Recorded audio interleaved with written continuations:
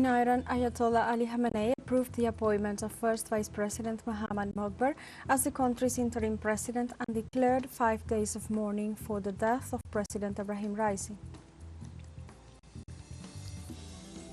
The International Criminal Court prosecutor demanded arrest warrants against Israeli Prime Minister Benjamin Netanyahu, Israeli Defense Minister Yoav Gallant, and the top Hamas authorities for war crimes. And in the United Kingdom, the London High Court ruled Monday that Australian journalist Julian Assange has the right to appeal his extradition to the United States.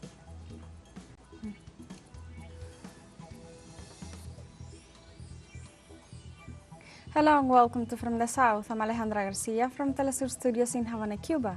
We begin with the news. The leader of the Islamic Revolution in Iran, Ayatollah Sayyid Ali Khamenei, approved the appointment of first Vice President Mohammad Mokbar as the country's interim president on Monday. Through a communique, the highest Iranian political authority assured that the vice president is in the position of directing the executive power and is obligated to agree on the election of a new president within a maximum period of 50 days.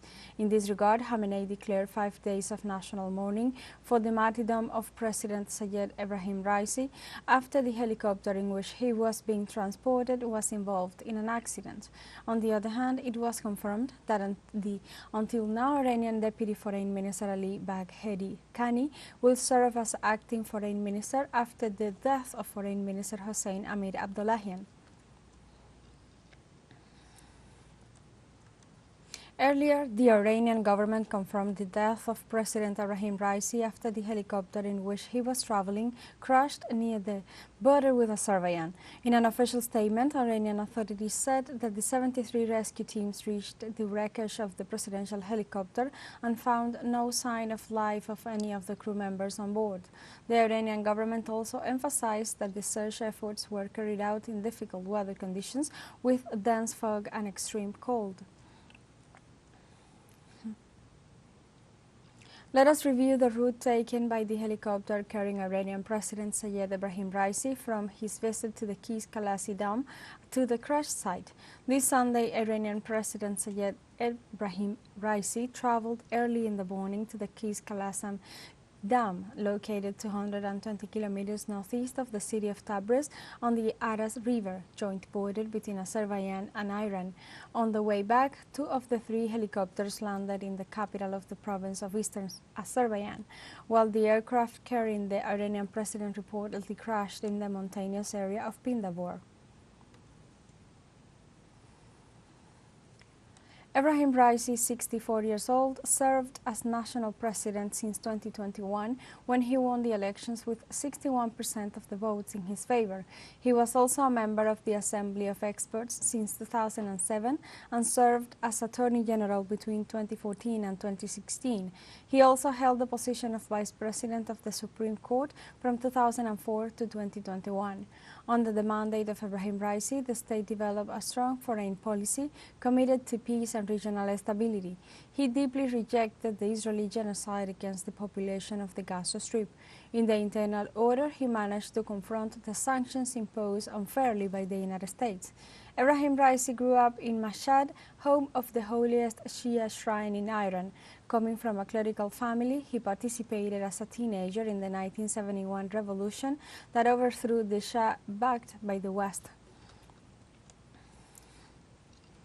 In the absence of the president, the incumbent vice president takes over the responsibilities of the executive branch as provided for in the Constitution of the Islamic Republic of Iran. In Article 131, the Iranian Constitution mandates that upon the death, dismissal, resignation, absence, or illness for a period of more than 2 months of the president, the vice president should assume the reins of the country subject to the consent of the supreme leader of Iran. In this regard, the temporary president should form a council with the presidents of the Islamic Consultative Assembly and the judiciary as well as the vice president, which in turn in a period of no more than 50 days will proceed to elect the new Iranian president. Now let's look at the profile of Mohammad Mokber, Iranian first vice president. According to Article 131 of the Constitution of the Islamic Republic of Iran, he assumes the acting presidency with the approval of Supreme Leader Ali Khamenei. Mohammad Mokber is an Iranian politician currently serving as the vice president of Iran as of August 8, 2021. He was head of the execution of the Order of Imam Khomeini, ECHO. Mokber holds 2 doctoral degrees, one in international law and one in administration. He also serves as chairman of the board of directors of a major banking institution and is deputy governor of the province of Khuzestan. He served as an officer in the Medical Corps of the Islamic Revolution Guard Corps during the Iranian-Iraq War.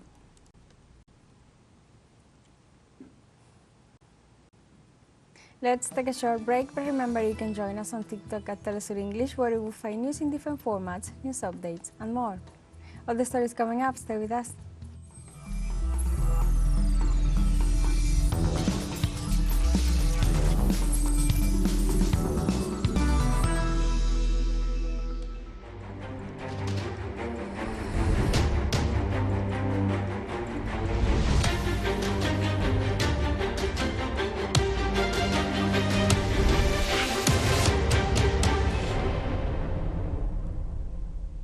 Welcome back. In the Netherlands, the International Criminal Court prosecutor Karim Khan demanded arrest warrants for Israeli Prime Minister Benjamin Netanyahu and Israeli Defense Minister Yoav Gallant. Today, that I have reasonable grounds to believe, on the basis of evidence collected and examined by my office, that Israeli Prime Minister Benjamin Netanyahu and Minister of Defense Yoav Gallant bear criminal responsibility for the following international crimes committed on the territory of the State of Palestine from at least the 8th of October 2023.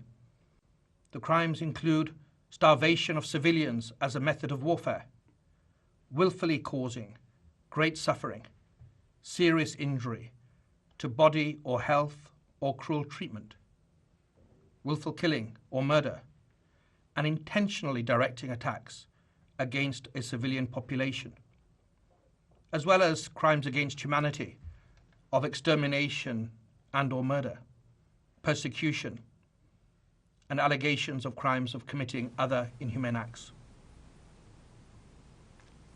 The ICC prosecutor also pointed out as criminally responsible for war crimes and crimes against humanity the head of Hamas in the Gaza Strip, Yahya Sinwar, the commander-in-chief of the Qassam Brigades, Mohammed Diab Ibrahim al-Masri, and the head of the Hamas Political Bureau, Ismail Haniyeh. Prosecutor Karim Khan further stated that no one can act with impunity or justify starving civilians as a method of warfare, and stated that international humanitarian law is the fundamental basis of human conduct in conflicts.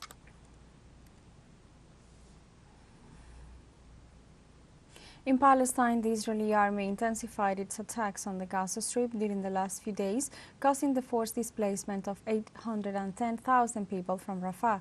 227 days after the beginning of the genocide on the Gaza Strip, the Israeli air raids and artillery bombardments targeted Palestinian homes in Rafah, Habalia, the city of Gaza, and the Nusayrat camp, among other places in the territory. In this context, Doctors Without Borders reported that after an attack on the Habalia refugee camp, 34 patients arrived at Al-Auda hospital, which no longer has drinking water. For its part, the United Nations Agency for Palestine Refugees warned that the failure to open land crossings foreshadows the continuation of catastrophic humanitarian conditions in the Gaza Strip. In Palestine, with a new land incursion that began about 2 weeks ago, the Israeli occupation army killed more than 100 Gazatis. Our correspondent, Huda Hegazi, gave us the details.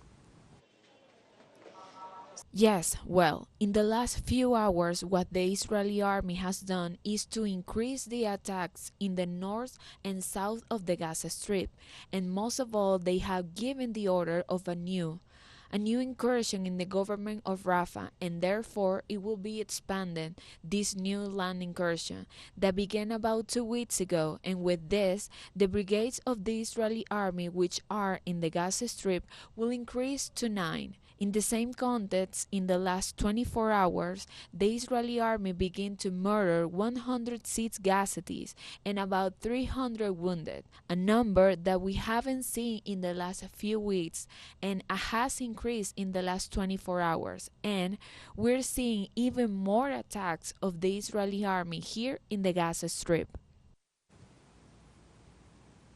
On the Gaza Strip, dozens of men, women and children lined up Monday outside a charity in Mawasi in the southern city of Khan Yunis to get some food amid severe scarcity as a result of the ongoing war.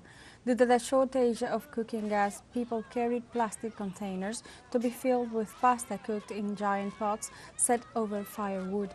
The humanitarian situation worsened in early May when the Zionist troops launched an operation in the southern town of Rafah and Israel's capture of the main border crossing linking the Gaza Strip to Egypt.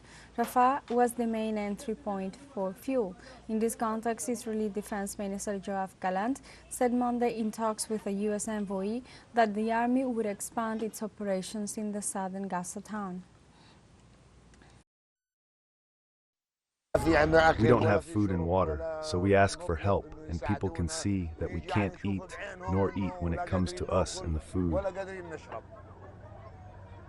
We can't find food or water, and we take our children to the hospitals. This pot will be used for sometimes they fill it half full and sometimes they fill it full. We were in Rafah, then came to Khan Yunis. Life is difficult because there is nothing here. In Rafah, everything was available. We live on canned food now that we bring from charities. Had it not been for charities, we would have starved to death, me and my grandchildren. On Sunday, thousands of Moroccans demonstrated in Casablanca their support for the Palestinian people. Social activists and human rights defender groups reiterated their call to the Prime Minister of Morocco, Aziz Khan-Nouch, to break all kinds of relations with the government of Tel Aviv.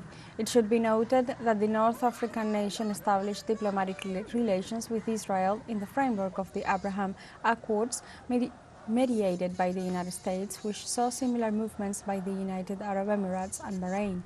In effect, the demonstrators highlighted the courage of the Palestinian people and rejected the Western powers and the Zionist occupation. We are here today to say to the valiant Palestinian resistance, to the steadfast Palestinian resistance in the face of Zionist occupation and Western imperialism, to say that the Moroccan people, as always, are always on the side of the Palestinian resistance.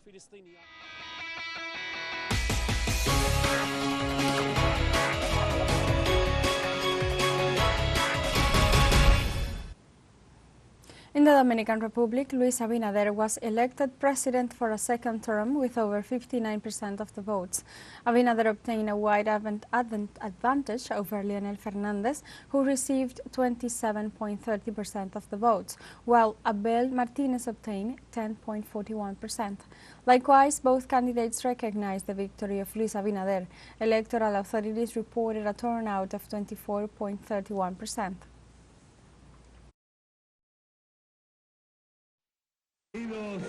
Dear Dominicans, thank you, dear Dominicans. Thank you from the bottom of my heart. The civic spirit and the participation of each one of you have been fundamental to strengthen our institutions and to present once again the image of the exemplary country with deep democratic convictions that we are. Now let's go to topics of the United States, violence, insecurity, and the use of firearms that continues to be one of the main issues ahead of the presidential elections in November. The U.S. organization Gun Violence Archive pointed out that so far in 2024, mass shootings are more common nationwide. In this context, the organization reported 165 mass shootings in the first 5 months of the year. 11 out of the total shootings registered so far have resulted in mass murder. A total of 6,289 deaths have been the result of homicide, suicide, or unintentional injury, where guns have been the cause of death. A total of 528 minors, including children and teenagers, have been victims of gun violence in 2024.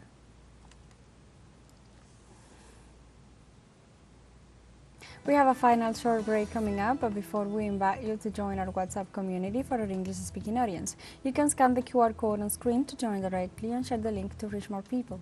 Constant news coverage of Latin America and the Caribbean, as well as the rest of the world. Stay connected and informed with teleSUR. Final short break. Don't go away.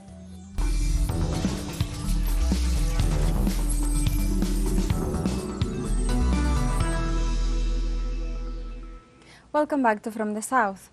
In the United Kingdom, the London High Court ruled Monday that Australian journalist Julian Assange has the right to appeal his extradition to the United States. Two London High Court judges granted Assange permission to appeal, having previously asked Washington to provide satisfactory assurances about free speech protections at any U.S. trial. The journalist will now face another court battle in his long-running legal case after the UK government approved his extradition in June 2022. His defense attorney told the court they did not accept assurances given by U.S. prosecutors that Assange would be able to rely on First Amendment rights and protections. Assange is wanted by Washington for publishing hundreds of thousands of secret U.S. documents exposing their war crimes in Afghanistan and Iraq. In the meantime, hundreds of protesters gathered outside the United Kingdom's High Court of Justice in support of journalist Julian Assange. The ruling was welcomed with cheers and slogans in support of Julian Assange. The journalist's legal team indicated that in case of an unfavorable outcome, Assange could have been on a plane to the United States in less than 24 hours. Stella Assange expressed her intention to take the case to the European Court of Human Rights. Judges reached the right decision. We spent a long time hearing the United States putting lipstick on a pig, but the judges did not buy it.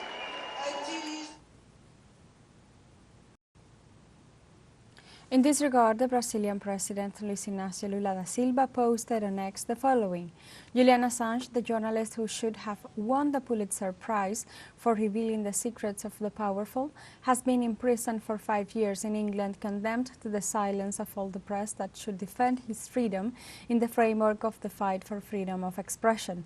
I hope the persecution against Assange ends and he returns to freedom as soon as possible.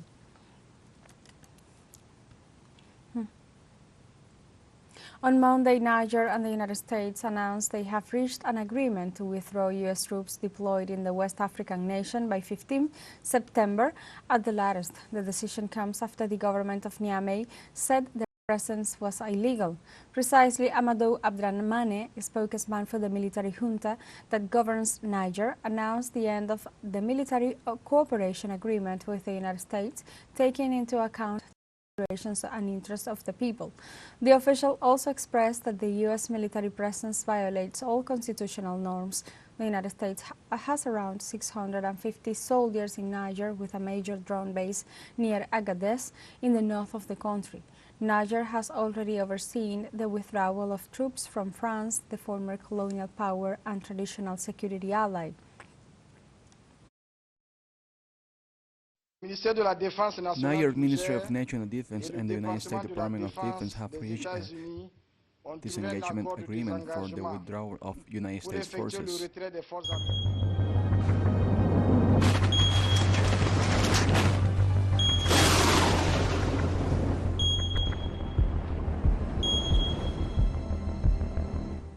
In Guatemala, forest fires destroyed more than 40,000 hectares of forest between the end of 2023 and up to date.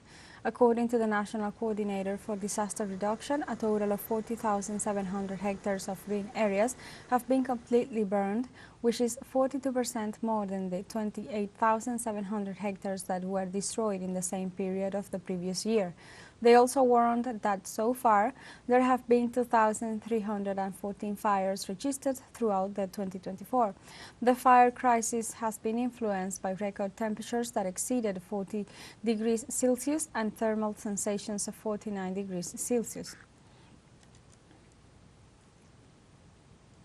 In Belize, educational authorities suspended academic activities in several localities of the country due to poor air quality caused by high temperatures, which led to the contamination of the atmosphere with toxic smoke as a result of forest fires in the territory.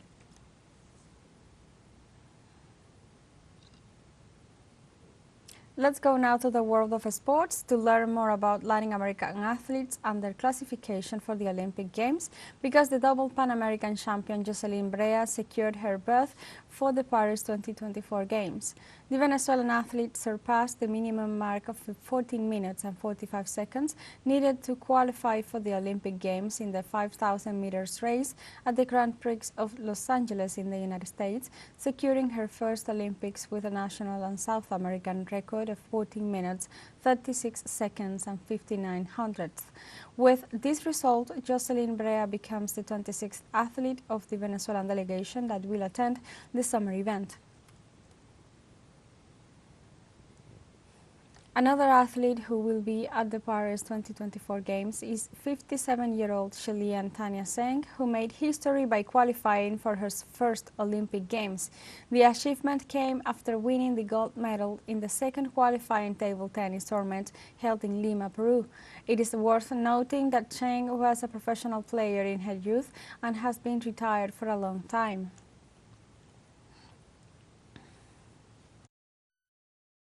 In the NBA playoffs, Indiana Pacers defeated New York Knicks 130-109 to reach the Eastern Conference Finals. The Madison Square Garden hosted the seventh game with a strong performance by the visiting team. The locals could not respond to the Pacers' effectiveness in blocking and defense. The Indiana Pacers will go head-to-head against the Boston Celtics in the Eastern Conference Finals. We move on to the Western Conference. The Timberwolves made history by defeating the defending champions Denver Nuggets with a historic comeback after finishing the game 98-90 in the seventh game. With this result, current MVP Nikola Jokic said goodbye to the season with 34 points, an incredible 19 rebounds and 7 assists, while Karl Anthony Towns stood out with 23 points and 12 rebounds. The Wolves will face the Dallas Mavericks in the conference finals. This way, everything is ready for the final four teams to face each other for their conference titles and to secure their trip to the finals. In the West, Minnesota Timberwolves as the third seed will face the Dallas Mavericks as fifth seed, while in the East, the Eastern defending champion Boston Celtics as the first seed will take on the Indiana Pacers as the sixth seed.